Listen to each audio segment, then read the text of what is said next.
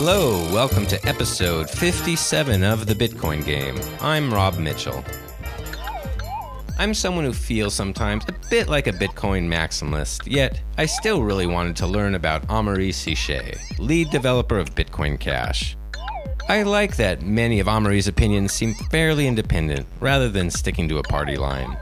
In this long-form interview, we talk about Amaury's initial interest in Bitcoin, why he started Bitcoin ABC, the software behind Bitcoin Cash, and what he saw as 3 critical mistakes he believed would prevent a big block fork from becoming the majority chain at launch. BCH haters, put down the pitchforks for a second and give this a listen to better understand the French Bitcoiner known as Deadalnix. And check out the show notes page for links to much of what Amaury talks about. It may be helpful if sometimes you're unable to quite make out Amaury's French accent. Amaury, how you doing? Good. Well, I wanted to have an in-depth interview with you as the lead developer of Bitcoin ABC, which, is, I guess, the code that Bitcoin Cash is based around. I don't know a lot about you, and, I think it'd be interesting to know more. Okay, yeah.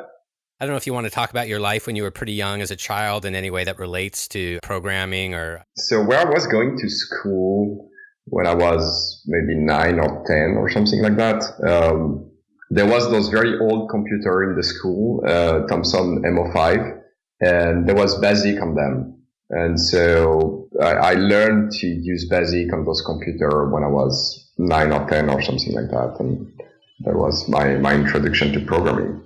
And I realize I'm not even sure. Are you from France or where are you from? Yes, I'm from France. Okay. Yeah. So you born and lived there your whole life?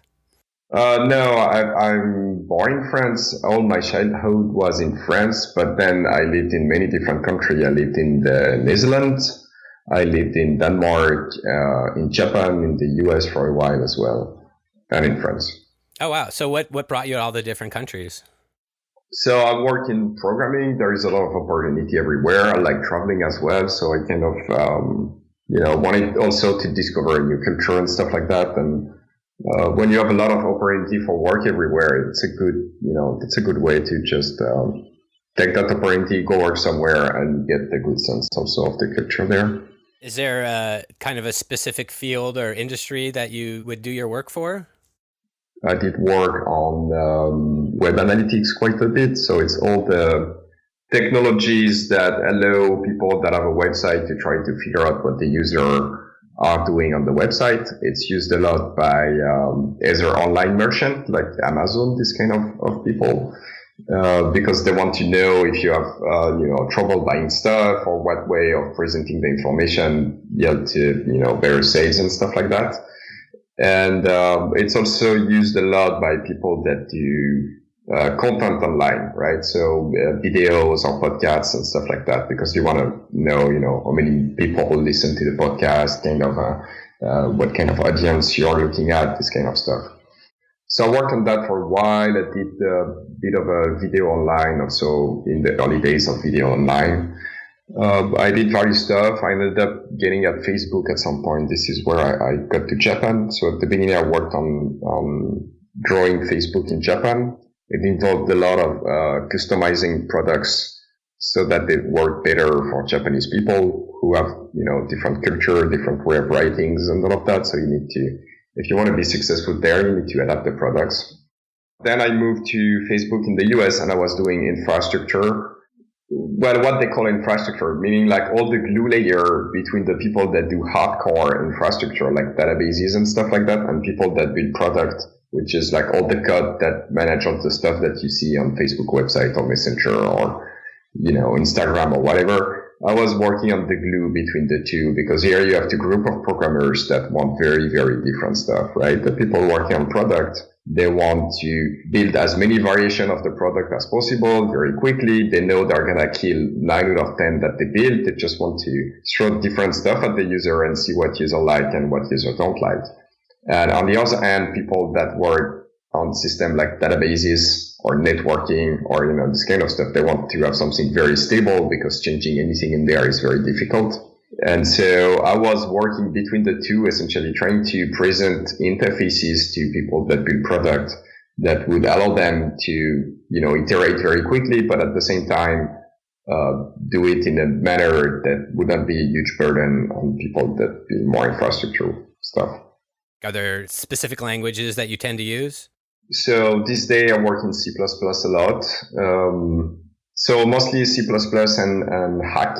When I was at Facebook, Hack is a typed version of PHP. So PHP is like a very popular language on the web, but it has some drawbacks, especially when you grow the code base to, something that is fairly big. And Facebook protests that modified version of PHP that they call Hack, that have a type system and like various ways to improve upon PHP so that it's not as bad. And C++, which is very much, the language where you want to be close from what the machine is actually doing. It's probably one of the best language to do that. I've been also fairly involved in the D programming language community, which is also fairly close to what the machine is doing.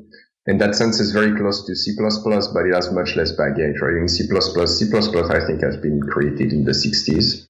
Obviously, we learned a lot about programming language in the 60s. And so there are a lot of stuff that were made in C++ a certain way that were not obvious. They were a mistake at the time, but it's very clear, a few decades later that it should have been done another way. And D is kind of that. It's a language that is similar in spirit to C++, but with much less crust and historical baggage. What got you first interested in Bitcoin? Mostly the economics aspect of it, actually, more than the technology. I heard about it in late 2010, and I was very interested right away, but somewhat skeptical.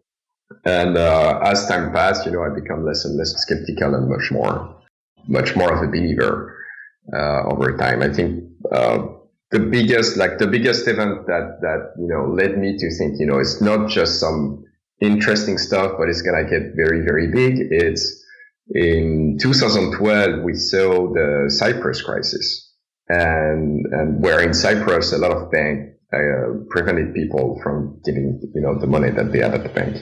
And obviously, you saw at the same time a lot of people buying Bitcoin. And obviously those were there is this story online that people in Cyprus use Bitcoin because they couldn't access their bank, but it's actually not the true story, right? Because people, they had no access to their money, so they were obviously not the one buying. But what it says is that there are some other people on that planet that looked at what was happening in Cyprus and kind of realized that maybe they were next, right? It's not some crazy scenario. It can happen. That was for me the signal that I was not just the only one seeing something there, but that a lot of other people were also seeing the same thing, which is important when we are talking about money, right? If you are the only one thinking that this form of money has value, then it's not a very good form of money. But if you start to see a large group of people thinking that this stuff has value, then it's much more interesting. That was one of my fear, at the beginning. I was like, I'm seeing that stuff, and because I'm interested in economics, then quickly I saw the value of it. But I was a bit worried that very few people would actually see value in it. And it's necessary for a large group of people to see value in it for it to develop. Cyprus was very much that signal for me. What were some of the first things you did when you decided that Bitcoin was something serious for the future? So I started putting more of my words in Bitcoin. Before I had a few Bitcoins, but mostly, to play with it and then see how it works and everything, there is, knowing, reading about it, but then you can experience it. You understand a lot more stuff very quickly.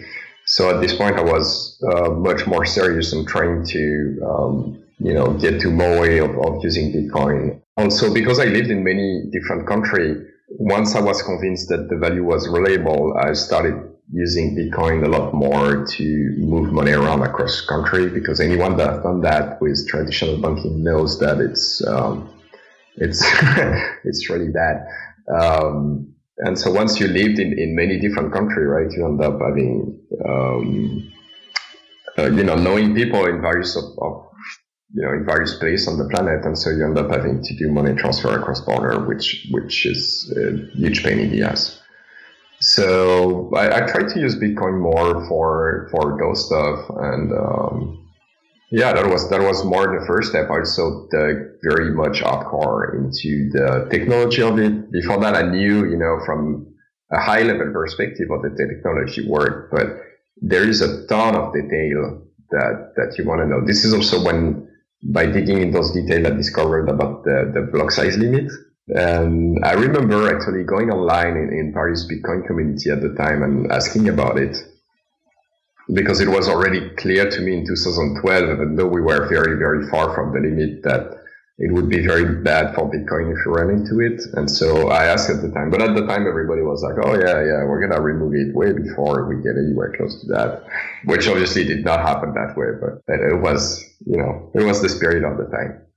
So that was maybe the beginning of you feeling pretty strongly about that, it sounds like, huh? Yeah, I was not feeling very strongly about that at the time. I was seeing it, like, I saw it right away as a possible problem, but because at the time everybody was like, oh yeah, we're gonna remove it, before we get anywhere close to it.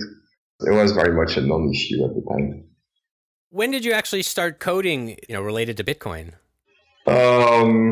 I'm not sure. I didn't keep track very closely of this kind of stuff, but maybe 2013, 14 or something like that. I actually implemented what I would not call a node, because it's not really a node, but something like I implemented a piece of software that essentially can connect to other nodes, download the blockchain, and validate it. But it's unable to relay blocks or relay transactions or mine, or like it's unable to do various functions that you expect the node to be able to do. I never published that, by the way, but it was a way for me to make sure I understand all the detail of how things works. So you built it just to see if you could, kind of. Yes. When and why did you start Bitcoin ABC? So at the beginning, it was very much a research project. I wanted to do research on various scaling solutions. Yeah, that's pretty much it. So I took Bitcoin Core, I forked it, I removed a few stuff, and I did a bunch of experimentation with that code base. There was no big plan for it other than being a research project. But when the whole USF movement happened, it seemed clear that we were heading toward the split in the community. At the same time, I saw various problems on the big block side of it, where people would have problem, agreeing on what needed to be done and various stuff, like a bit of trouble to take the decisive decision that needed to be taken. So I took ABC, I scrapped all the experiment and implemented on top of it what is now known as Bitcoin Cash. And do you remember when you started that? I don't have the exact date, but it was not long before the fork, actually. What happened is that earlier in 2017, I was working on the extension block proposal by Purse.io. I don't know if you remember that. Mm-hmm. Purse came up with a proposal that they call extension block, which I think was pretty good.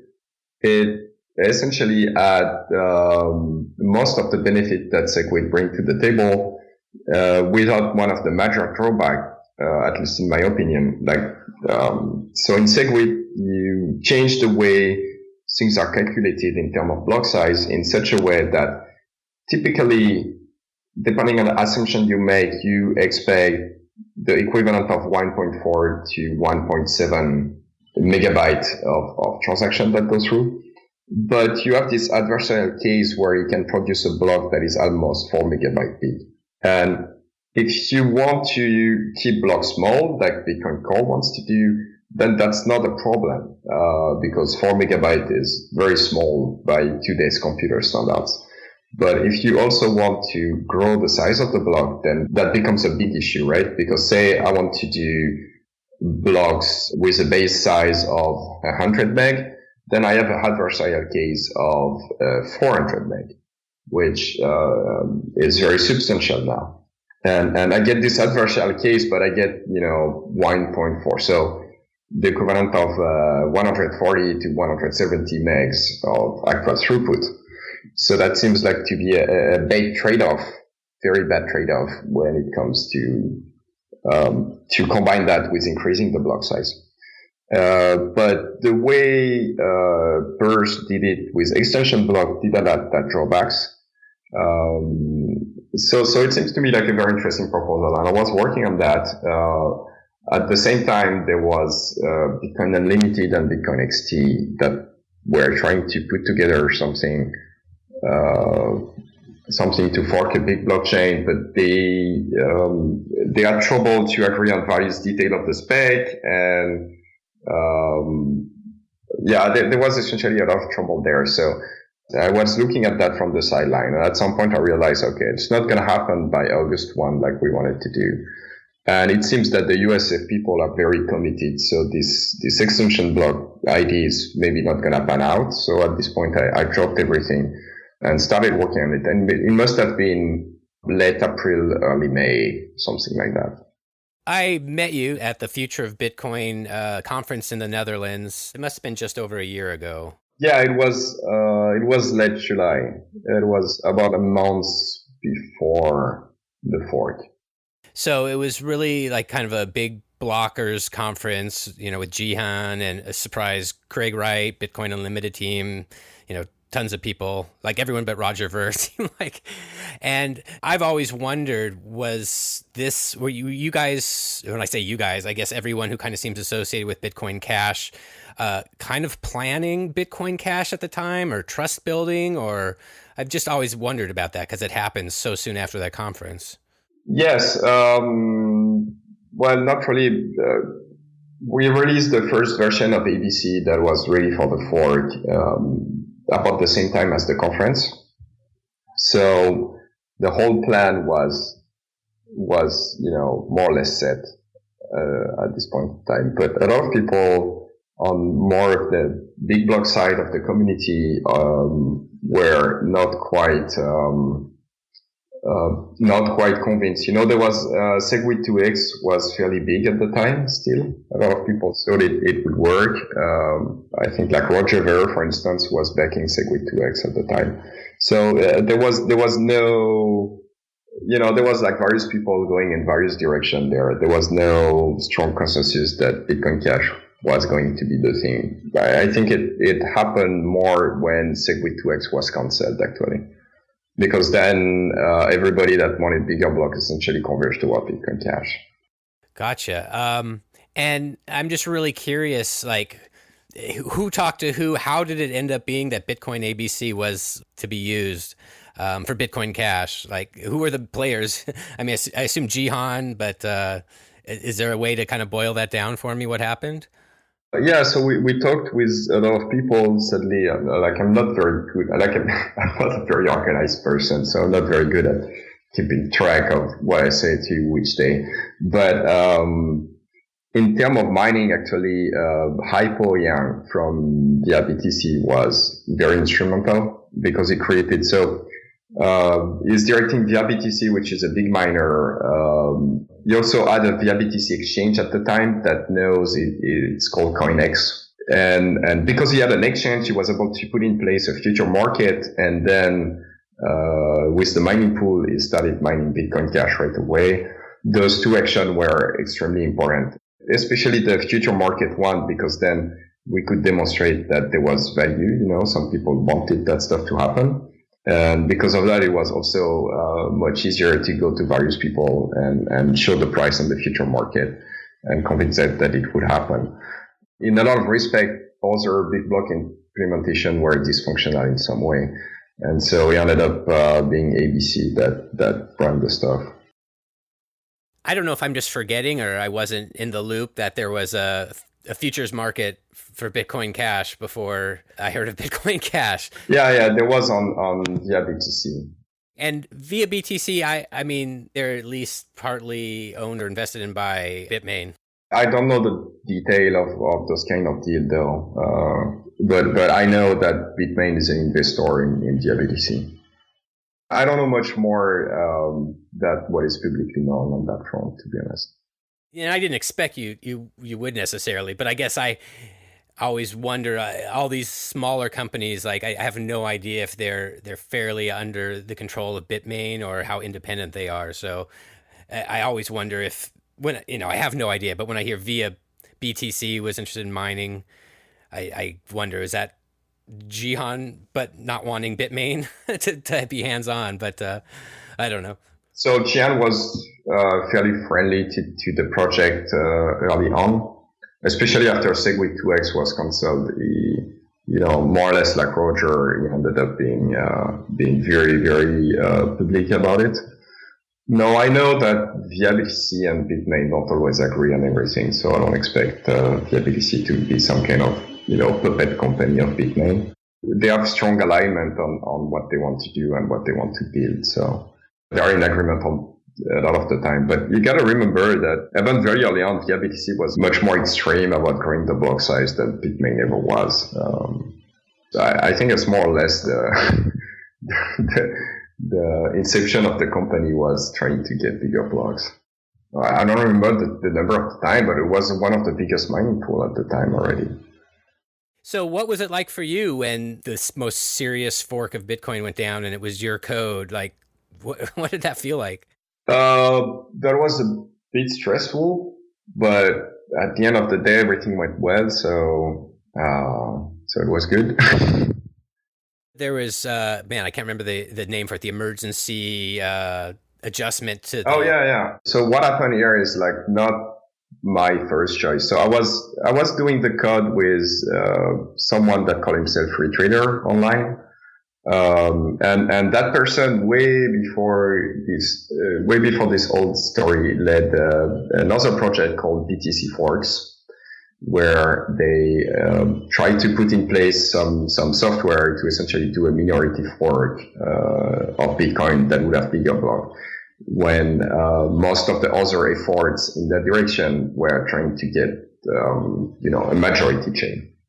I had a lot of discussion with Free Trader at the time of BTC Forks, and notably we had one, how do you adjust the difficulty downward if you're a minority chain to ensure that everything goes well.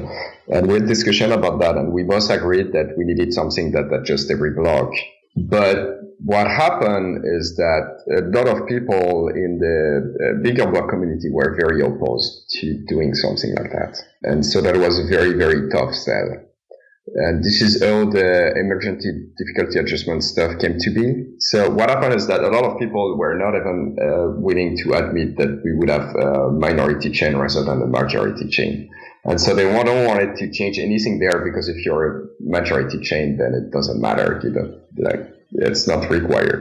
So at this point, I was fairly confident that we would have a minority chain. And so there was something that was needed there, but most people were not seeing it. And this is how the emergency difficulty adjustment came to be, because one of the characteristics of that algorithm was that if you're on the majority chain, it changed nothing from, what BTC is doing right now. Actually, you can synchronize the whole BTC blockchain using that algorithm if you want, and it works just fine, like you'd expect. And this is why this algorithm was picked, not because it was especially good at anything else, but because there was part of the community that would have opposed pretty much anything else, and it being that way. That's one of my regrets. I think I maybe should have pushed stronger for something that adjusts every block for day one, but at the same time, it's not quite sure that we would have had the critical mass required to make a successful fork if that was the case, right? So it's, you can always rewrite history, but it's not clear the result would be better. What happened in effect now on Bitcoin Cash is that it takes 144 blocks of history to compute the difficulty, which correspond to about a day. I've never been able to think out like the game theory and that kind of stuff. Yeah, so it changed a few stuff. So it has a few advantages and a few inconveniences. One of the inconveniences is that it makes selfish mining more profitable. Hopefully we don't see anybody do selfish mining today, so it doesn't seem like it's a huge problem in practice, or it doesn't seem like it make it profitable enough so that people want to do it. So selfish mining is a strategy that a miner can adopt that essentially increase the selfish miner offline rate, but increase the offline rate of other miner even more than his own. So let's imagine that we are both miner, right? And if I start selfish mining, essentially maybe I would have 10% of my block that get orphaned, but for you, it's going to be 20% if I adopt that strategy. And what happens is that before the difficulty adjusts, we both lose money, right? You lose 20% of your block and I lose 10% of my blocks. But once the difficulty adjusts upward, I end up making more money than you do for a given amount of hash rate. So, what happens is that the faster you adjust the difficulty and the faster the strategy become profitable. And so you don't want to adjust too fast, because if you adjust too fast, then you may incentivize this kind of antisocial behavior from miners. So that's one of the drawbacks. The advantage is that it makes the chain way more resilient. So what would happen right now if BTC became a minority chain, if it became like smaller than any other SHA-256 chain, it's essentially, it's dead pretty much, right? It has no ability to survive being in such position. So it makes the chain much more resilient. That's why those chains are required if you want to do a minority chain. You need to change the difficulty of the adjustment. I've definitely heard people predicting death spirals at different critical times if the hash rate went away, yeah. For that to happen, you need to have Bitcoin Cash be more valuable than Bitcoin for some amount of time. But if that actually happens, it's very dangerous for BTC chain of Bitcoin. You earlier mentioned how a lot of people thought Bitcoin Cash would immediately be the majority chain, but you didn't think so. What do you think led to some people thinking that way and you having a different opinion about that? So I think there was definitively an opportunity for, like the main Bitcoin chain, the biggest Bitcoin chain, to be the big block one. But I think people more on the big block side made various strategic mistakes. And we were reaching a point where there was like too many mistakes that have been made for the big block chain to be the majority one, in my opinion, at least on the short term. In my mind, it's not excluded that it become a majority in the future, but it's a marathon. It's not a sprint. There was too many mistakes and the situation was too defavorable at the time for it to be the majority chain. Are there any mistakes you're comfortable saying specifically?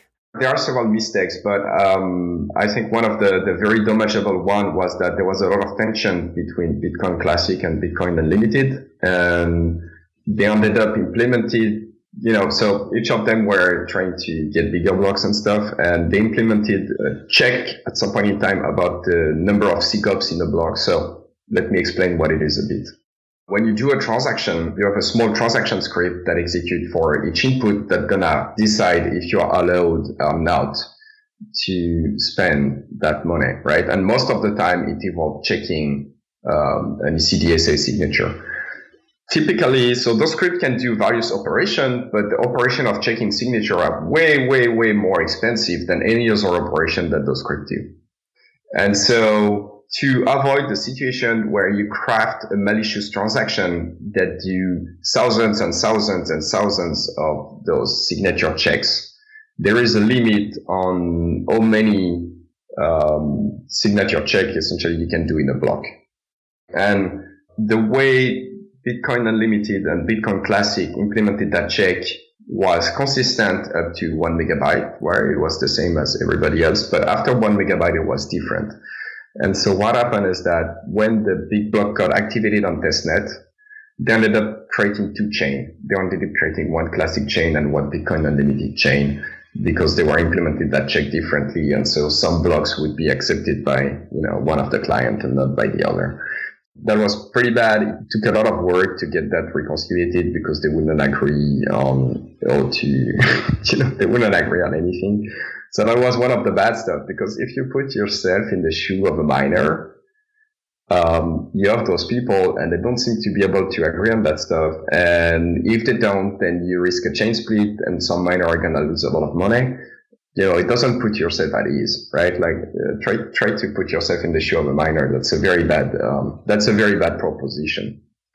So there was that. There was various quality issue on Bitcoin Unlimited. I don't know if you remember, there was several 0 days that were discovered where Many nodes went down. So, and I think that the third strategic mistake that was done was to insist on doing the activation via emergent consensus.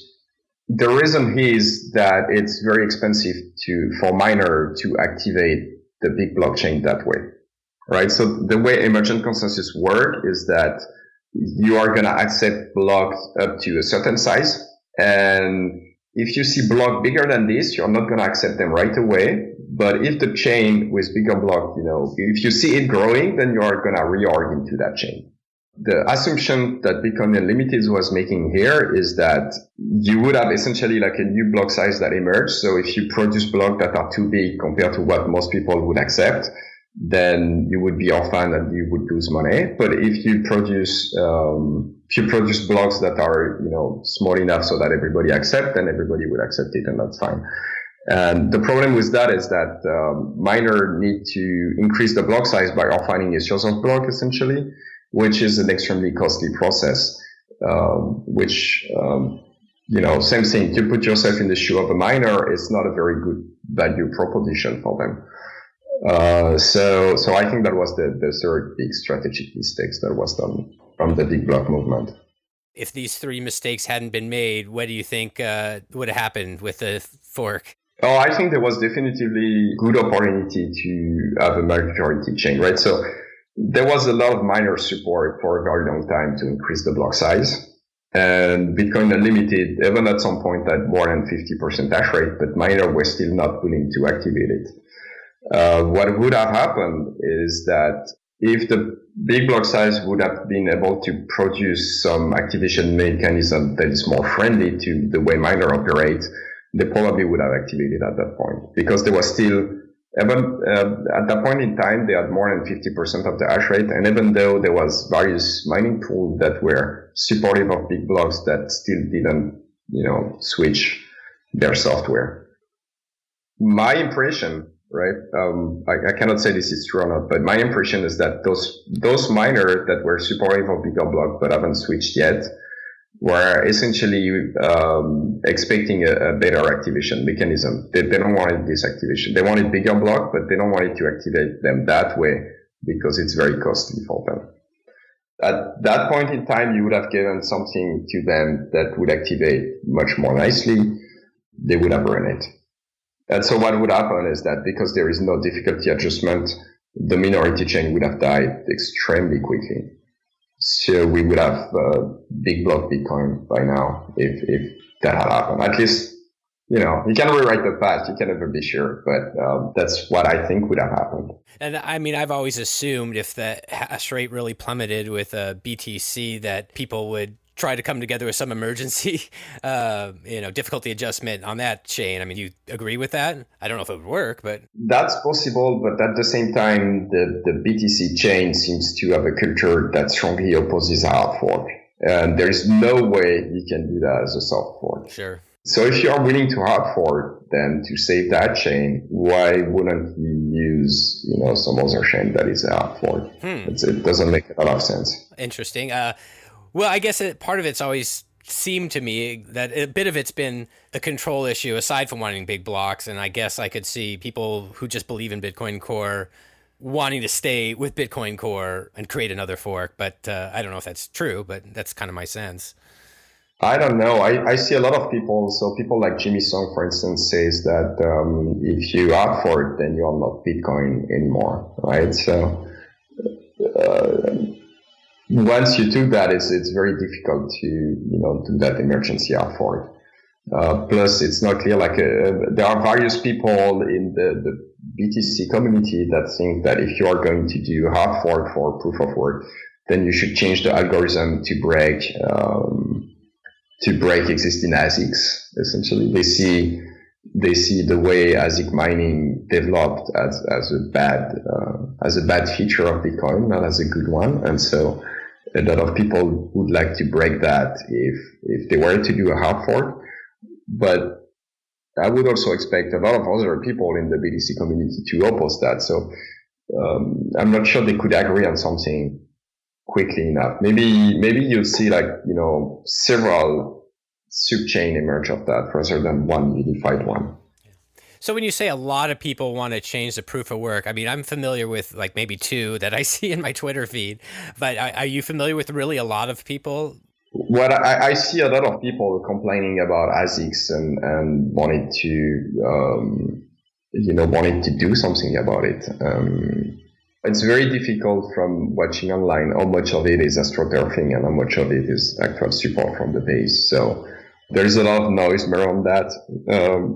There is also, there was a lot of noise made around ASIC Boost at the time, for instance, which tend to make me think that there are real people behind that. But at the same time, Bitcoin Gold that did exactly that didn't get a lot of traction. So I'm not sure that those people that make a lot of noise are willing to put their money where their mouth is.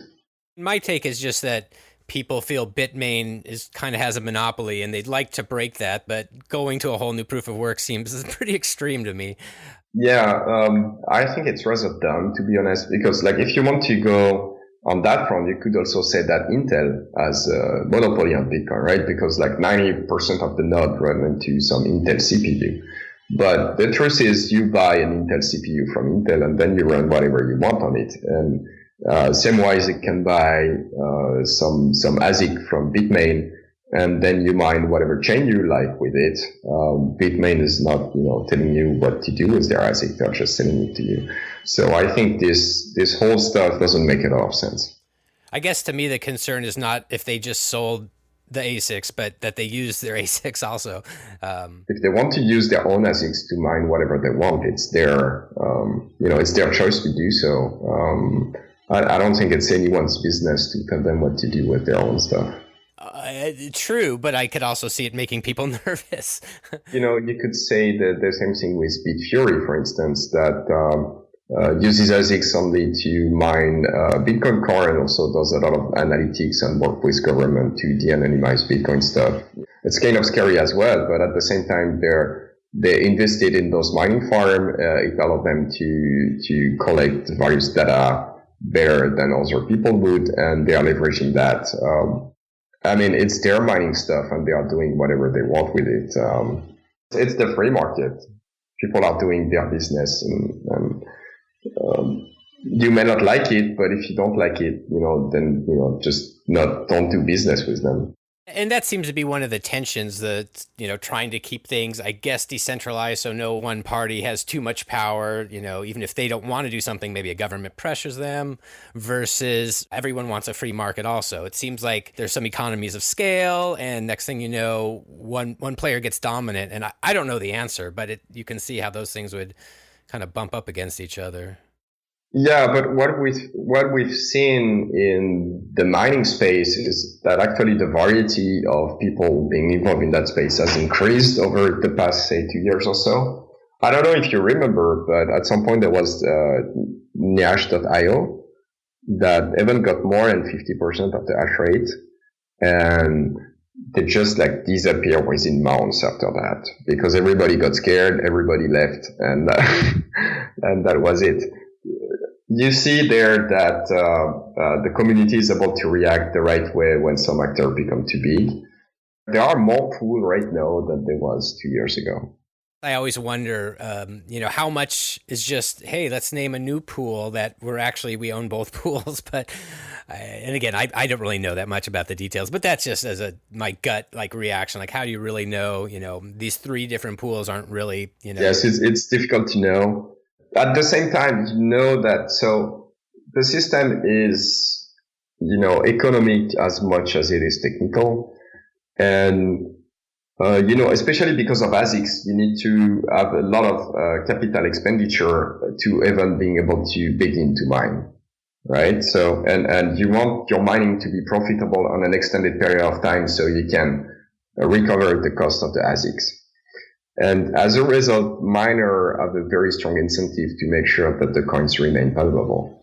Yeah, it's complicated. Yeah, you're right. So you would expect the bigger the miner is and the more they have to lose if the coin lose value. So you would expect big miner to actually have a very strong incentive to make sure things run well and the coin remain valuable. And that means doing whatever the user of the coin wants them to do.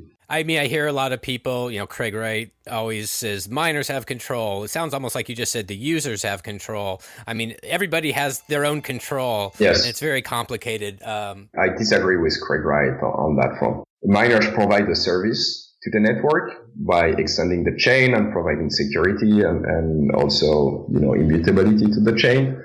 And we pay them for that, right? Through transaction fee and through inflation, right? So everyone that is holding Bitcoin or Bitcoin Cash see some inflation in the form of new coin that are emitted to pay miners.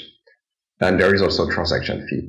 So here what you see is like a very classic customer service provider relationship, right? Where the customers are people that hold the coin and people that transact, and the service provider are the miners. And this is like the regular business relationship.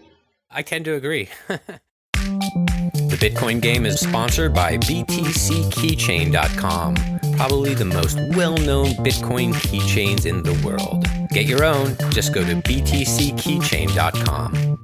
So bringing up some disagreements, I don't really keep up on it except for what I see on Twitter, but are there different kind of political camps now in Bitcoin Cash that are emerging? And I mean, I see disagreements such as, a bunch of different things. Yeah, there's a bunch of disagreement about a bunch of different things, which is, I don't know, it's kind of funny because you had a lot of people saying, oh, it's all centralized and a few people decide everything. And this is why, they can do a fork every 6 months and stuff. But if you look at it fairly closely, there is a lot of people that want different stuff and people don't agree on that much.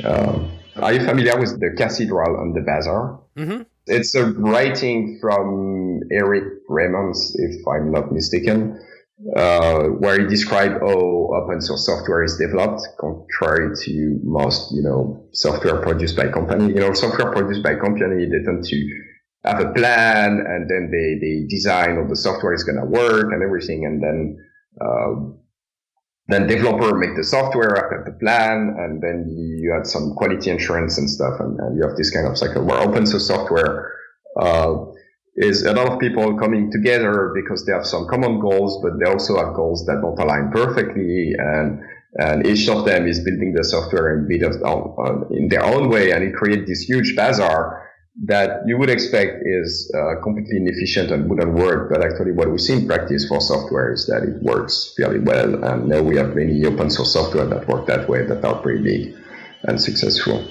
We see something like that here. This is very much a bazaar, right? Like people have different ideas about where things need to go. And, we try to, we try to agree on stuff, at least the stuff that most people agree on for a while. Everything else is more difficult to move forward. What do you think are the most important contentious issues with Bitcoin Cash right now? I'd say probably a lot of people want to do token on Bitcoin Cash, but it seems that nobody agrees on how to do them. Actually, there is like 10 proposals on the table. And obviously everybody agrees that his own proposal is the best. And when you say a token, you mean something like Counterparty? Yes. So there is actually a part of Counterparty that is called Counterparty Cash that works on Bitcoin Cash. There is a part of Omni that is called Wormhole that works on Bitcoin Cash. There is, I don't have the 10 on top of my head. There is a proposal called Group that is actually a hard fork, and because like those proposals like Counterparty or Omni, they are client-side validated, meaning you can put anything on the blockchain related to those protocols, and then it's up to the node reading the blockchain to filter out what is invalid. And there is a proposal like Group that actually makes the miner validate the token instead of doing client-side validation. There is something called SP, something like simple token, like whatever, I don't remember the name, but there is like 10 proposals on the table right now. Do you see any major benefits or risks to having a token with the miners are involved in validating? I was very neutral at the beginning of that, but I become more doubtful of that idea as time goes.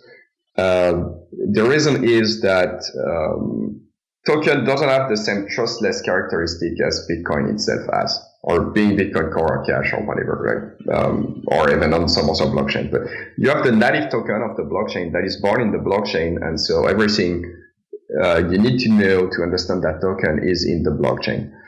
When you have tokens, usually they either represent something that exists outside of the blockchain. Say you want to tokenize concert ticket, for instance. So you have some company that set up a concert and sell tickets, and then the tickets are represented by tokens.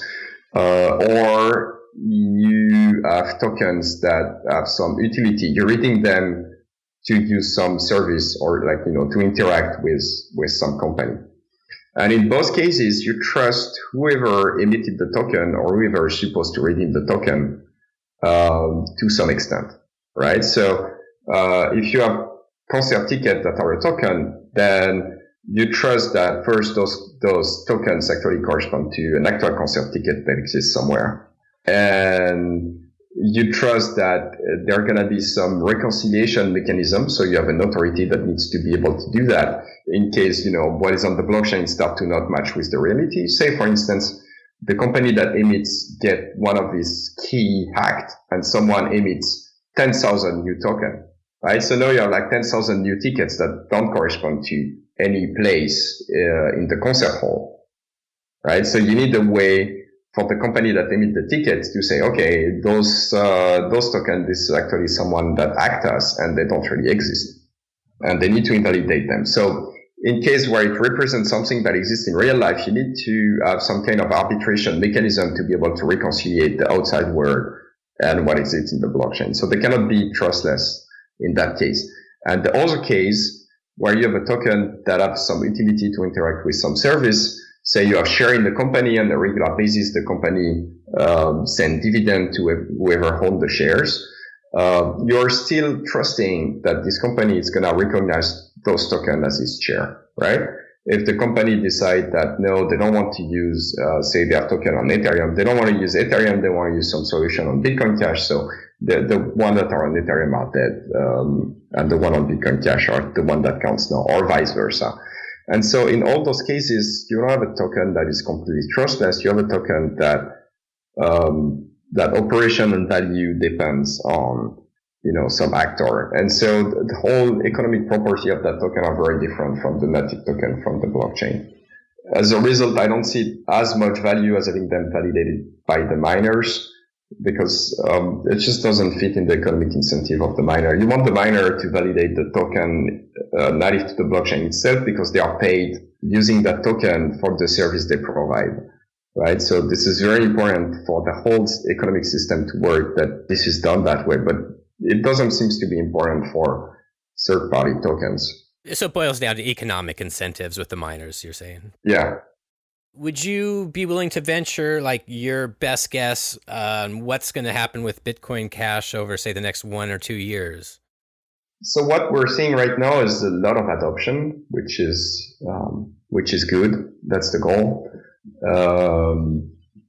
What people are working on mostly, if you put aside the token stuff, what people are working on is a way to make it as scalable as possible. Blockchain, I'm going to piss off a lot of Bitcoin Cash people saying that, but blockchain are not intrinsically very scalable. Those are systems that don't scale very well. At the same time, we are very far away from any actual, technical limit. We're not close to some technical ceiling on scaling there. If we optimize the way the blockchain works, we can also raise that ceiling. And if you want to be, digital cash for the world, which we are trying to be, then you need to increase scaling as much as possible. And some people ask, why doing it right now, right? Because now the blocks are not full on Bitcoin Cash, so you could wait for a while. But the reason is right now, so the sooner you do those changes and the better it is, because the ecosystem is smaller. And so it's easier to do them. As the ecosystem grows, it becomes harder and harder to do the required change. So you don't want to be in a position where by the time you need to do the change, then you cannot do it because the ecosystem is too big. So there is scaling, there is zero conf, same stuff. If you want to use it as cash, you want to make transaction even before they get into a block as secure as possible, so people can trust, right? If it's for small value, when you pay for something that is small value in a face-to-face interaction, you can trust that someone is not gonna, spin up hash rate or collude with a miner or spin up like a Basilian node to create a civil attack or whatever to spoof you out of, $5 or something like that, right? So you have an economic balance here where you want actually the spoofing double spend to be as hard as possible, so that it's okay for value as large as possible to be accepted that way. And there is some work done on fungibility, though I think not as much as I would like, but there is some interesting work that is done there. Maybe you're familiar with cash shuffle, for instance. Not sure. What is that? It's a mixing protocol that is being integrated in a few wallets right now. There are people that run a liquidity pool for it, so that there is always enough money on the system to mix pretty much anything. And the goal is to integrate that to as many wallets as the wallet programmer are willing to implement, and that should improve the privacy quite a bit. Those kind of technology used to be very popular on Bitcoin. Before the fork.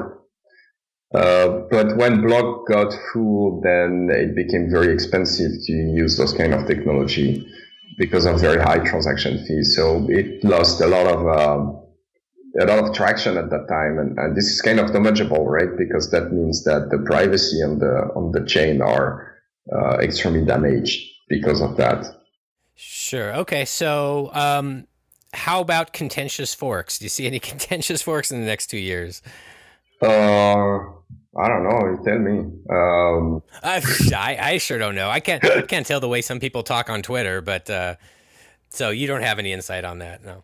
No, it's possible. I don't see people committed enough right now. So you always have a tension, right? Not everybody agrees, but everybody has an incentive to stay on the same boat. So as long as you agree enough, you want to stay on the same boat. But when it reaches a point where people disagree so much that the cost of splitting is essentially smaller than the cost of getting by with some stuff that you disagree, then splitting happen, right? This is what happened in August.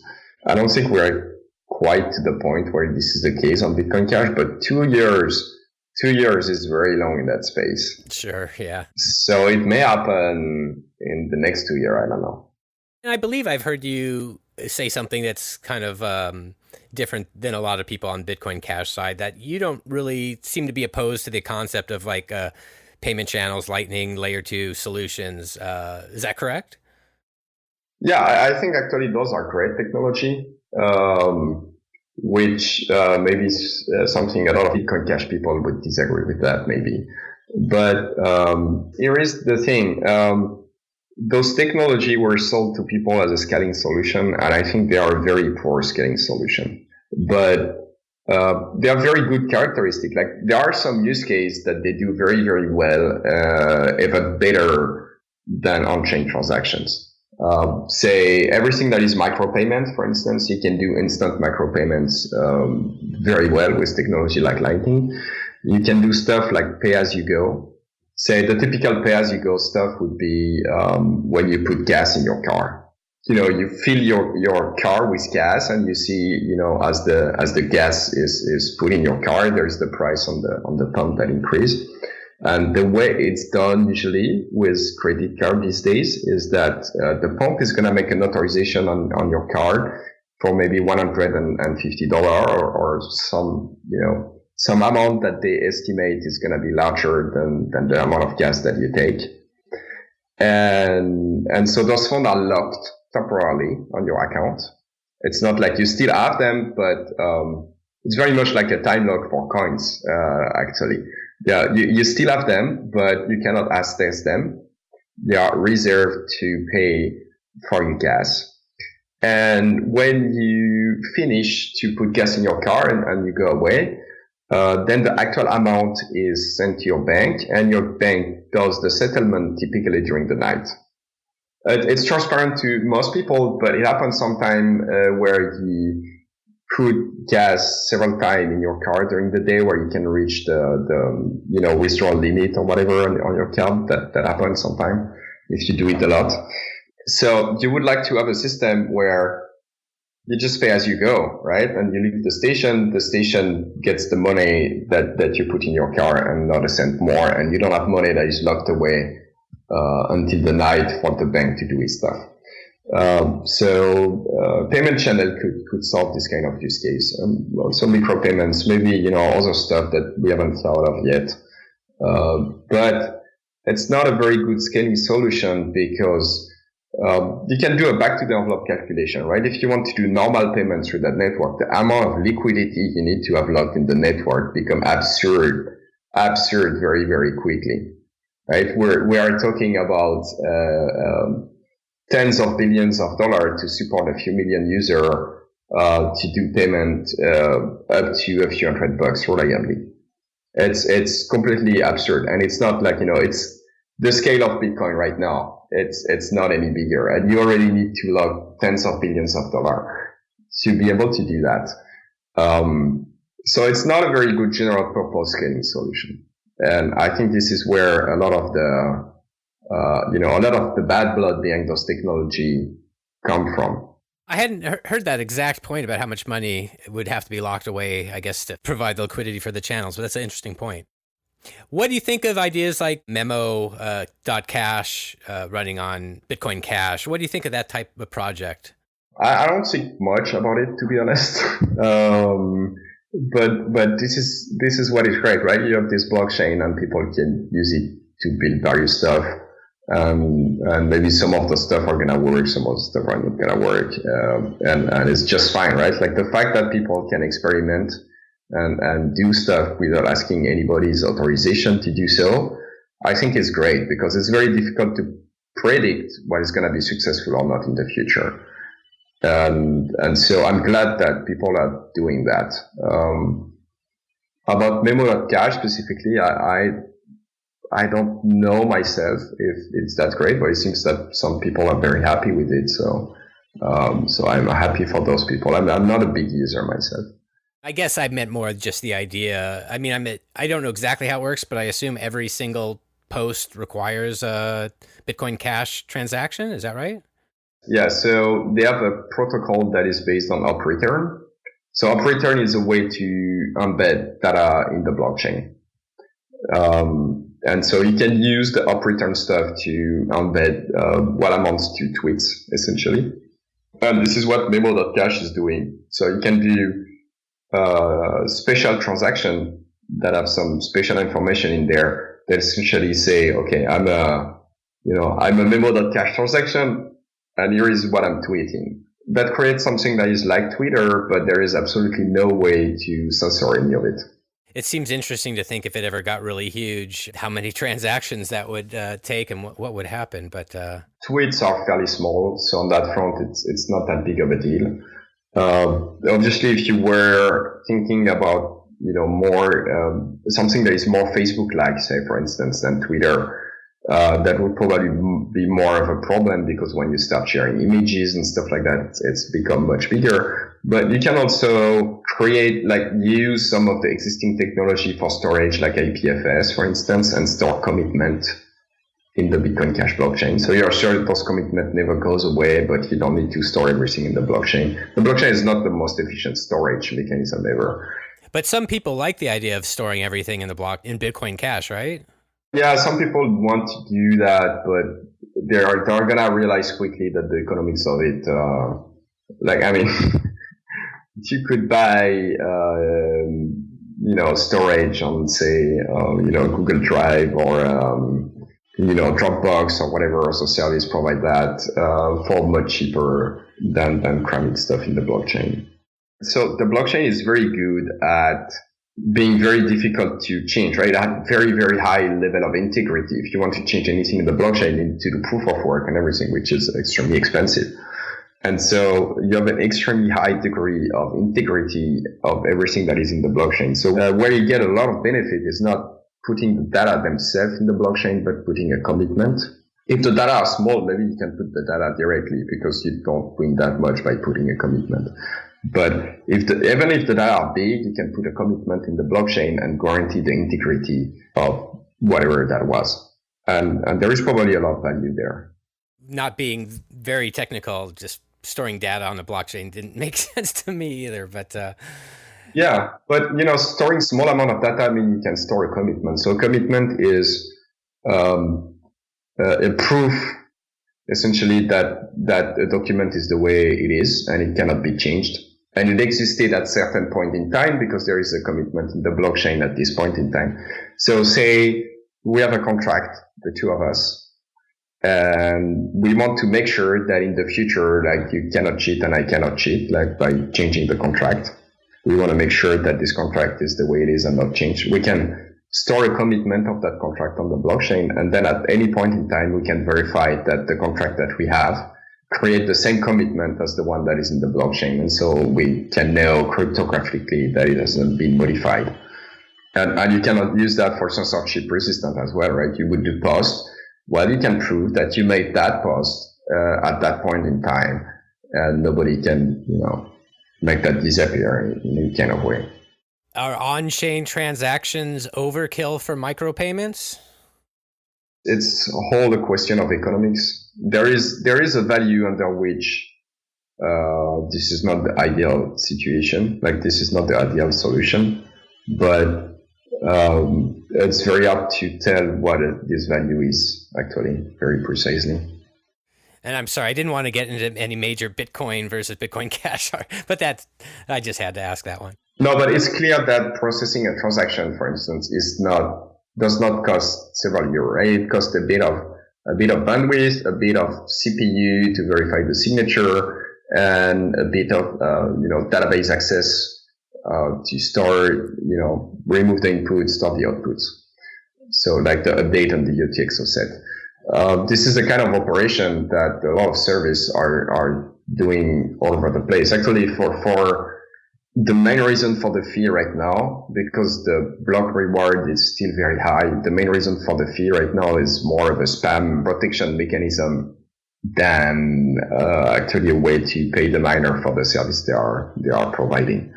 So you want to set those costs in such a way that it essentially costs pretty much nothing for most user. But if someone wanted to do like millions of transactions or create transactions with many outputs, like craft transactions specifically in a way that would consume a very large amount of resources, you want that person to still have to pay an amount that is large enough so that most people won't do it. Are there any other cryptocurrency projects you're interested in? I try to follow what's going on in the space. One of the things I'm excited about is Green, which is an implementation of Nimble, which I think is a very interesting technology. And the reason is, so you have all those privacy coins, right? Like Zcash and Monero and many others. But they all make trade-off, which I think are not very good in the general case, unless you care about privacy a lot, right? So for instance, Monero is very private, but because you cannot know what coins have been spent or not, the UTXO set grows explosively, incredibly fast. And that makes it very difficult to scale. So Monero is extremely difficult to scale. Zcash, for instance, most of the transactions are actually not private. And the ones that are private require a lot of resources to compute the proof required to make those transactions, right? We're talking about hundreds of megs of RAM and several minutes of compute time, so something you probably cannot do on your phone. Those make trade-offs that make them not very usable on the day-to-day basis in practice. Green is a technology that is private, but also a very good scaling property and don't require absurdly expensive proof. It's a very interesting advancement in the privacy coin space. And so is that basically an implementation of Nimblewimble, or just... Yeah, that's an implementation of Nimblewimble. I'm more than Green specifically. I'm excited in Nimblewimble, but it seems that Green is the implementation of Nimblewimble that is getting the more steam right now. Great. Is there anything else you'd like to talk about? a message to either Bitcoin Cash or Bitcoin people? Yeah. I think it's great. Like those community, they need to fight way less than they are doing right now. This is not productive for anybody involved. It seems to me like the Bitcoin Core and Cash community is like, like ex-boyfriend and girlfriend that separated, but still, spend their time looking at what the other is doing and yelling at each other and trying to get their friend to like them more than than the other, and it's not a very healthy behavior. It happened on both sides. I would like to see less of that. You don't see it kind of as a fight for users to have a market cap that's significant? No, I don't think they are that big competitor even, because they are trying to build stuff that are completely different. At this point in time, using Bitcoin Core as peer-to-peer electronic cash is absolutely horrible user experience. And even people that support Bitcoin Core, for the most part, they're like, okay, this is more a store of value. This is digital gold, this kind of stuff. This is what they are trying to build. People on the Bitcoin Cash space are trying to make the user experience good, payment very fast, very cheap, very convenient. Bitcoin, they want to do those off-chain solutions, like the network. Bitcoin Cash people, they're interested in how they can improve scaling on chain and stuff like that. Like those two communities are trying to build stuff that are completely different, to the point I'm not even sure they are competitor anymore.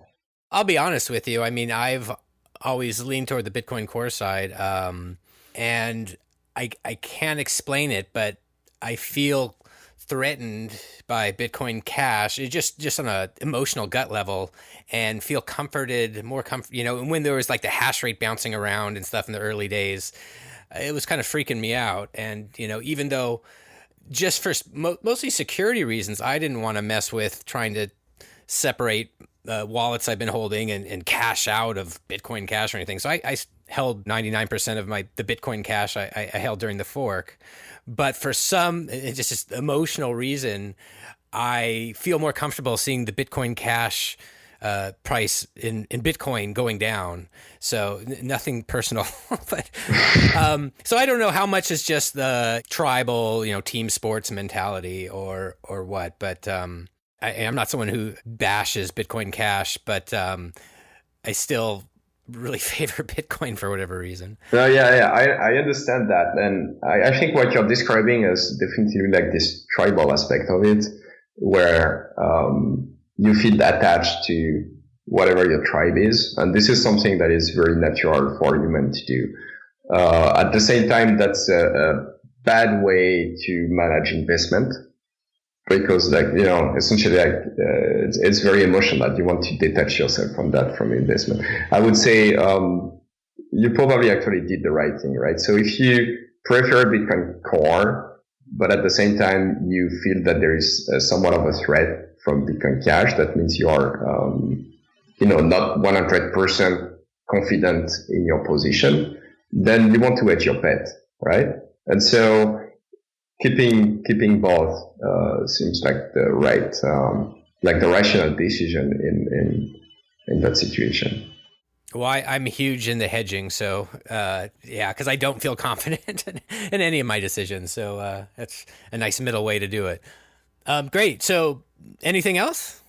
Not really. No, I think it was great. I like more those long form format because a lot of the stuff right now are like, short piece interview online and stuff, but it doesn't allow to explore ideas as much. And I would like to thank you, so even though you say you're more on the core side, you are very open to different ideas and stuff. So that's great. We need more of that. Maybe if I felt more technically minded and economically well-versed and everything, I'd feel I had a right to feel more confident in a position, but, I just personally was really curious to learn more about you, and it's great to do these interviews when I have a genuine interest rather than some guy said, "Hey, can you interview me?" And I'm like, well, I guess, but I don't really care. But I just don't really know that much about you. You seem to be a pretty open person about things, and I like that you don't seem to go along like with a Bitcoin Cash party line. SegWit, Lightning bad, on-chain good. You seem to have your own views, and yeah, I try to make my own mind about stuff. I like that. The people who are just so party line and will knock anything, don't seem to think for themselves. They kind of get old. So anyway, I really appreciate you taking the time with me, and thanks so much. Ciao, ciao. There you have it, lead developer for Bitcoin Cash, Amaury Séchet. While I don't see myself ever flipping from favoring BTC, it's heartening to talk to a fairly straight shooter on the opposing team. Make sure you visit the show notes page at thebitcoingame.com, where I've put a ton of links to various things Amaury talked about. That's also a great place to comment on this episode. In fact, I'll give away a Bitcoin keychain to someone who leaves a comment, and another Bitcoin keychain to someone who tweets about this episode and tags me at the BTC Game. See you next time.